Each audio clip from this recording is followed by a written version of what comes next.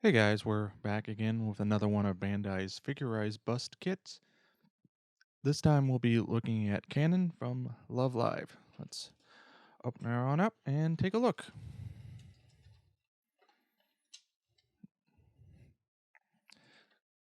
So, first sprue, we have majority of her body parts, including her chest area as a two-part assembly, which does have some fine detailing to it. A couple parts for her hair, shoulder cuffs, bows, and torso, as well as the upper part of her skirt. Continuing on, we've got back of her hair pieces, back and front, is two-piece assembly, and majority of her ponytail, with most of the parts assembling off of this main central part, and the two remaining bottom halves to the skirt, and a couple more cuff detail parts. Moving on, we now have all of her flesh parts, and as well as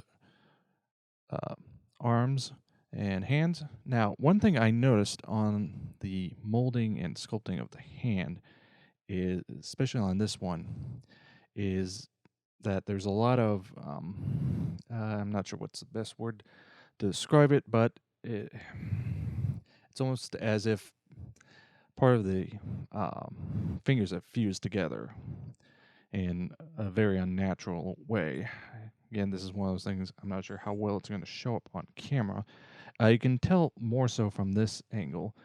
I think the best way to probably fix that would be to take a scriber and scribe it down a little just to give a little more depth between the fingers. It's less so with on this hand since you only have the one, but on this one it's pretty pronounced. Again, downsides of this median of film, you do lose a little bit of the depth perception. Regardless, yeah, that's the only real issue I can find there. Continuing on, we've obviously got faceplate, which they do use the little bit of the style of molding to get some of the added colors in, as well as a bow piece, and the last little bit detailing there.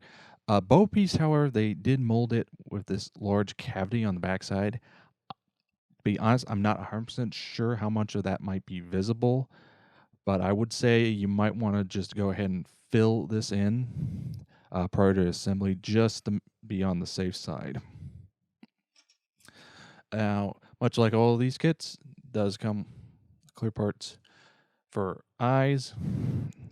Again, I'm sort of hit and miss on these. Would be nice if they included options for decals for the eyes or a separate part so that if you wanted to just paint them yourself, you could.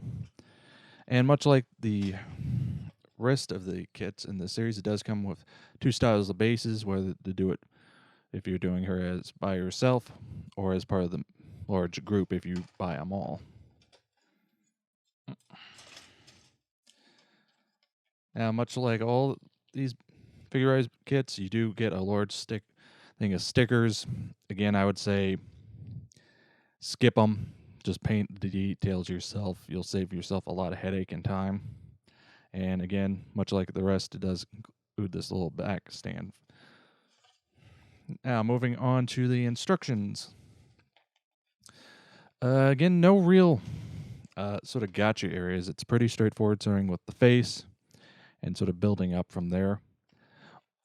Only area you might run into some difficulty, and that's mainly if you clip off all the parts for assembly and just, work them free that way, would be here in the hair, getting some of those follicles mixed up.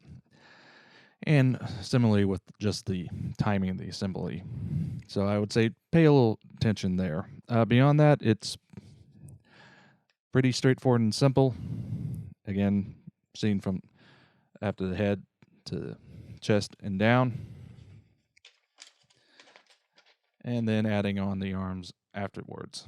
So overall, it's a pretty basic and simple kit. So, is this one that I would say get? Yeah. If you're collecting the series, it's definitely one to consider getting. If you enjoy Love Live and like her character, definitely.